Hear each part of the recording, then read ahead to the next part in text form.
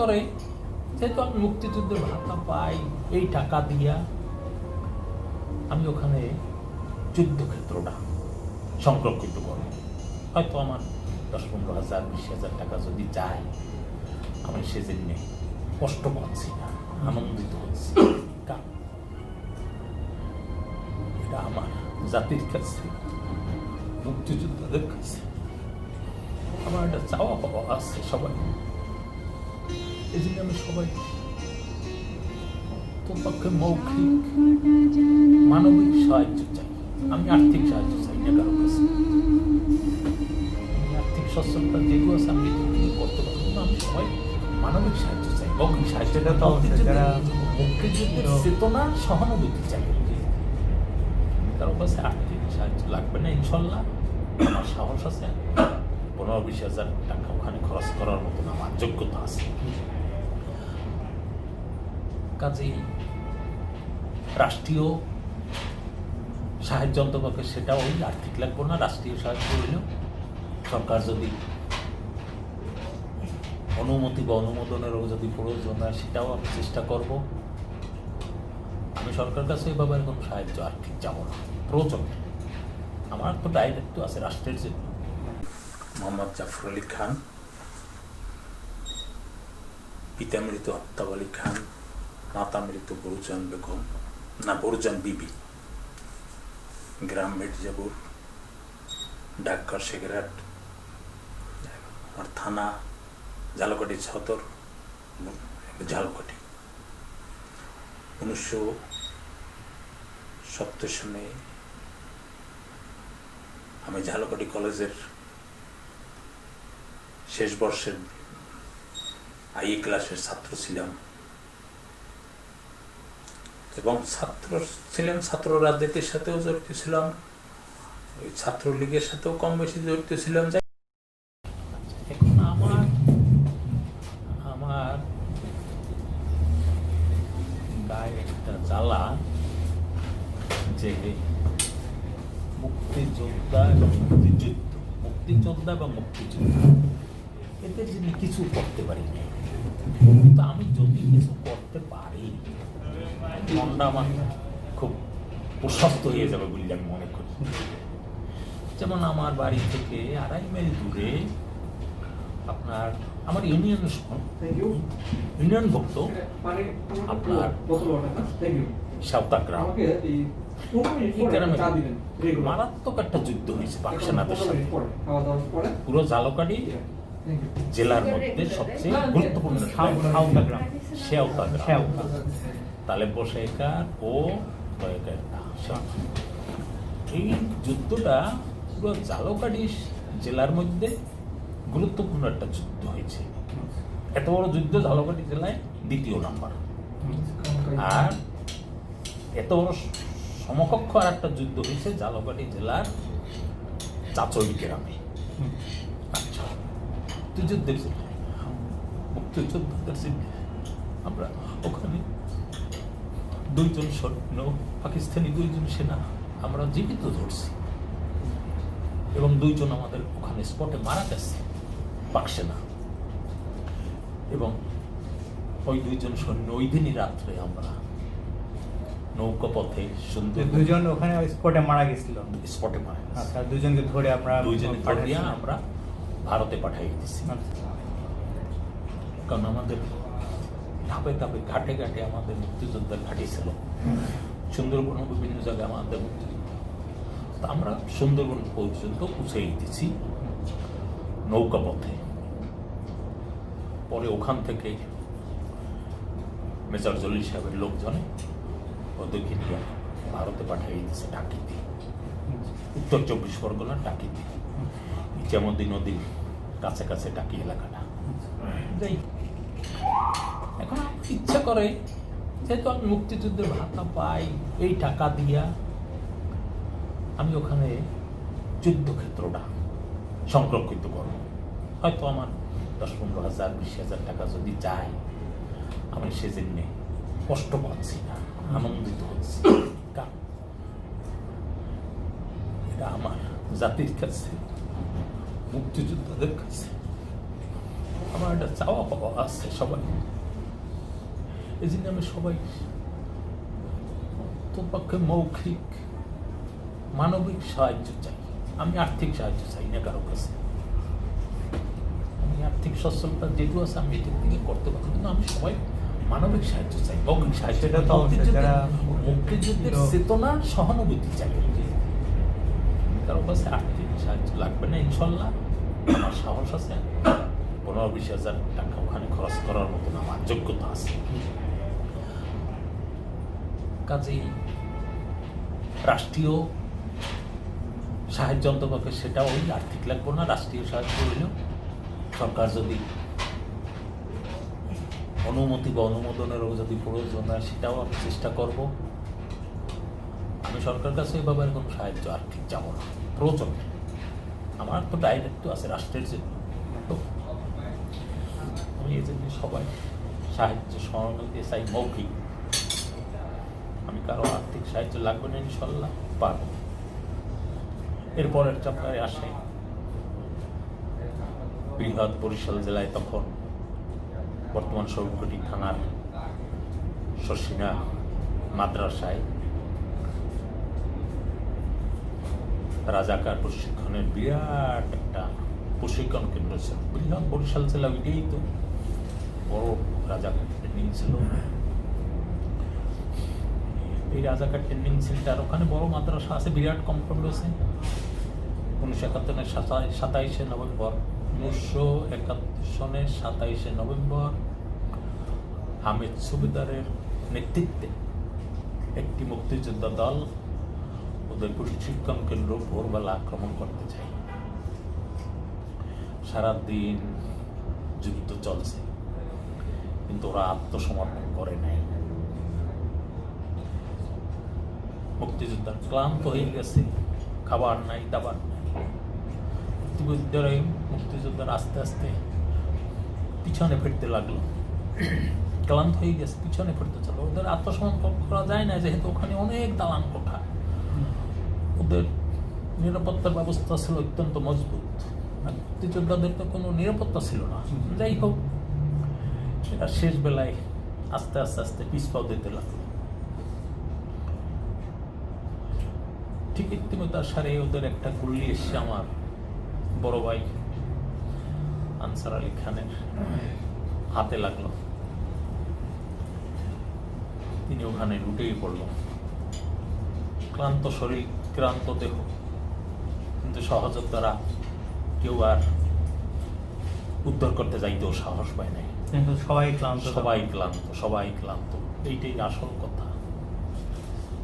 তারপর উনি ক্লান্ত হয়ে পড়ে গেল পরে ওই পাক সেনারা আর রাজাকাররা ওনাকে ধরিয়ে নিয়ে গেছে ভিতরে। তখন তো আনসার আলী জীবিত ছিল। ধরিয়ে নিয়ে গেল, সারা রাত টর্চার করে রাত্রেই ওকে মারি ফেলাই দিল। কিন্তু মারি ফেলাইয়া এই লাশ কোথাও দাফন করছে বলিয়া সন্দেহ, কোনো তথ্য পাওয়া যাচ্ছে না। সম্ভব নদীতে ফেলাই রাখছে। ওদের বাড়ির পাশে, পিসেবের বাড়ির পাশে কয়েকটা খাল আছে ছোট ছোট, ওই খালেই ফেলাই রাখছে। এইভাবে ছিল অনেকদিন। কোনো ওই লাশ উদ্ধার করার কোনো পরিবেশ তৈরি হয় না মুক্তিযোদ্ধাদের পক্ষে। এটা 1971 সালের 27শে নভেম্বরের কথা।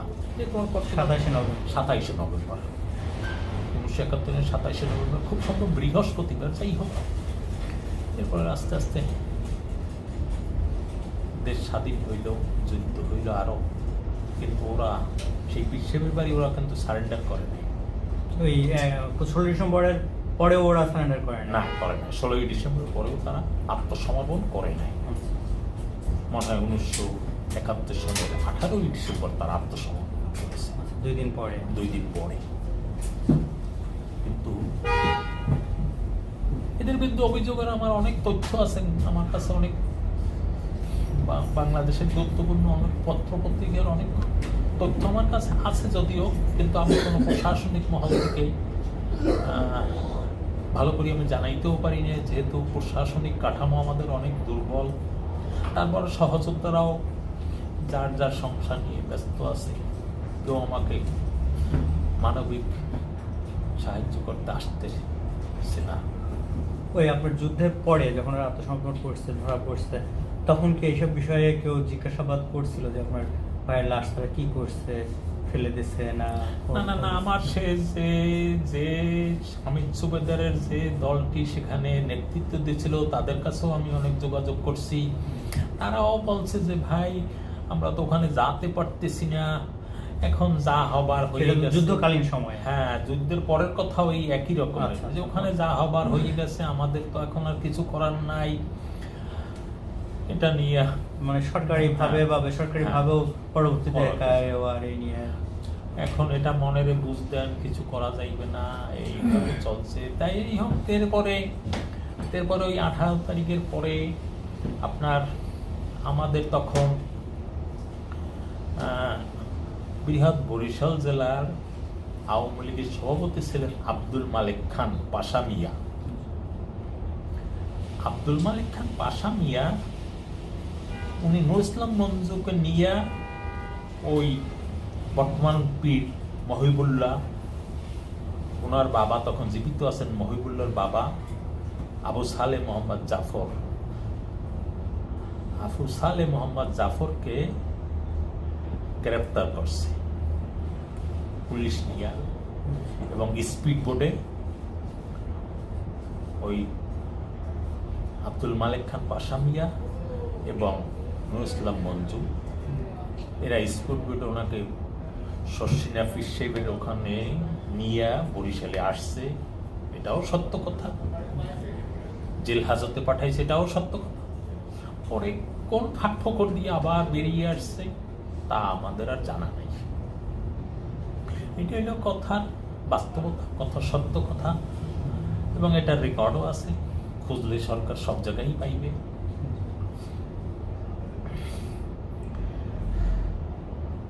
আমি রাষ্ট্রের কাছেও সাহায্য চাই, আমার এই অভিযোগটা তারা খতিয়ে দেখুন,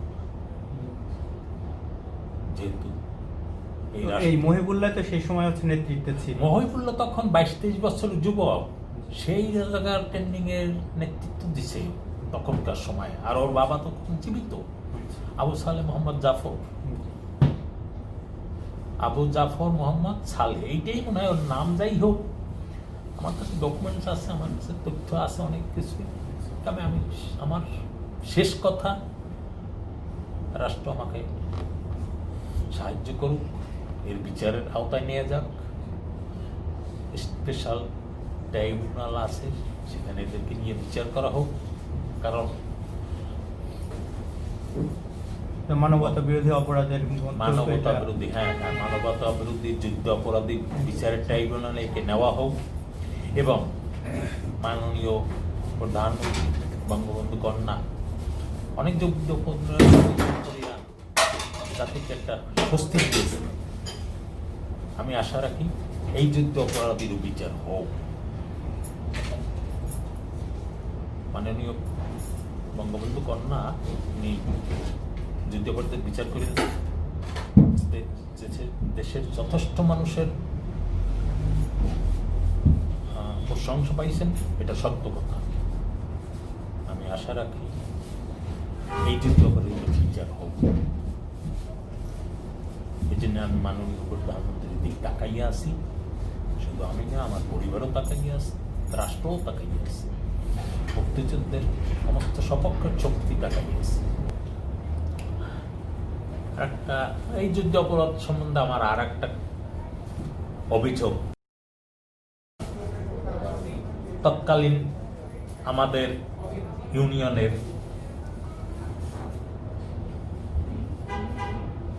অনির্বাচিত চেয়ারম্যান ছিলেন হেমায়েতুদ্দিন, যিনি 16ই ডিসেম্বরের আগ পর্যন্ত সার্বক্ষণিক পাক সেনাদের সাথে বিভিন্ন জায়গায়, বিভিন্ন মহল্লায় বা বিভিন্ন এলাকায় মহড়া দিছে। ইভেন কি শেখেরহাটেও প্রায় 2-2.5 মাইল নদীর পাড়ে, 2-2.5 মাইল নদীর পাড়ে মানুষের গাছপালা, মূল্যবান গাছপালা, বাগান কাটিয়ে ফেলাই দিতেছে। কারণ যে এলাকায় গাছপালাগুলো কাটা হয়েছে ওই এলাকায় মুক্তিযোদ্ধারা নিরাপত্তা অবস্থানে থাইকা গানবোটে ফায়ার দিত, পাক বাহিনীর গানবোটে ফায়ার দিত। এই ফায়ার দেওয়ার কারণে এই হানাদার বাহিনীর নির্দেশে তখনকার চেয়ারম্যান হেমায়েতুদ্দিন তালুকদার তিনি ওই এলাকার প্রায় 2-2.5 মাইল জায়গার নারকেল গাছ, সুপারি গাছ, কলা গাছ ইত্যাদি গাছপালা কাটিয়ে ফেলাই দিয়েছে। এটাও আমি ইলেকট্রনিক্স মিডিয়ার মাধ্যমে প্রশাসনের সর্বস্থলের মানুষকে, মুক্তিযোদ্ধা মন্ত্রণালয়কে, মাননীয় প্রধানমন্ত্রীকে আমি অবহিত করলাম। এটাও আপনার বিবেচনায় থাকা উচিত, কি করা উচিত কি করা উচিত না। উনি কি এবং এখনো জীবিত আছেন? না, এবং আমি মাননীয় প্রধানমন্ত্রীকে আরো জানাইতে চাই,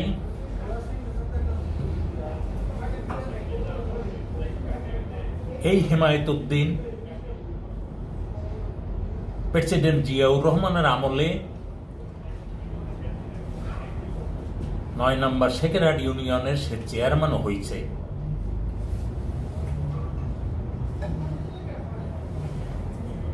তাইলে আমাদের মুক্তিযোদ্ধার চেতনার উপরে এটা কত বড় একটা আঘাত। এটা রাষ্ট্রীয় ক্ষমতায় যারা আছে তাদেরটা আলোচনা পর্যালোচনা করা উচিত। এটা আমার অত্যন্ত বড় খবরের কথা যে হেমায়েতুদ্দিনের মতন একটা ঘাতক সে কি করে নির্বাচনে চেয়ারম্যান হয়। এই জন্য জনগণকে সম্পূর্ণ দায়ী দেওয়া যায় না, রাষ্ট্রের প্রশাসনতন্ত্রকেও দায়ী দেওয়া উচিত। সে নির্বাচন করার জন্য কেন একটা নমিনেশন ওখানে দাখিল করতে যাবে? সেখানে রাষ্ট্রতন্ত্র নিয়ে তাকে প্রত্যাখ্যান করা উচিত ছিল যে এই অসভ্যটা পাক বাহিনীর দোষর ছিল, পাক বাহিনীর সাথে অনেক অপকর্মে লিপ্ত ছিল।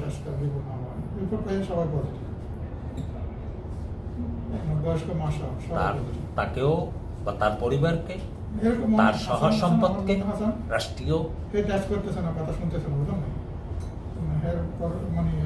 ভাবে রাষ্ট্রীয়ভাবে অধিগ্রহণ করা উচিত। এই চেয়ারম্যান কি ওই আলাদাভাবে করছে? সে অনির্বাচিত একজন চেয়ারম্যান। কেমন আমি আরো বুঝাই দিই, তখন আমাদের নির্বাচিত চেয়ারম্যান ছিলেন বাবু দীনেশ মন্ডল। বাবু দীনেশ মন্ডলকে আচমকা অভিযান করিয়া পাক বাহিনী এবং পুলিশ বাহিনী মারি ফেলাই দিছে 71 সালের যুদ্ধের মধ্যে। বাবু দীনেশ মন্ডল ছিলেন ওই জায়গার নির্বাচিত চেয়ারম্যান, ওনাকে মারি ফেলাই দিছে একটা পুলিশ বাহিনী এবং একটা সেনাবাহিনীর লোক আচমকা একটা অভিযান চালাইয়া।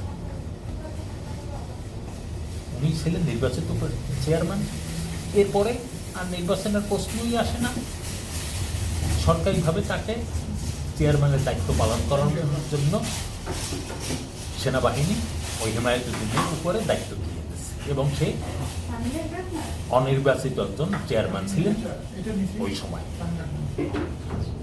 এটা আমার রাষ্ট্রের কাছে একটা বড় অভিযোগ এবং আশা রাখি অভিযোগের মূল্যায়ন রাষ্ট্র কর্তৃপক্ষ করবেন।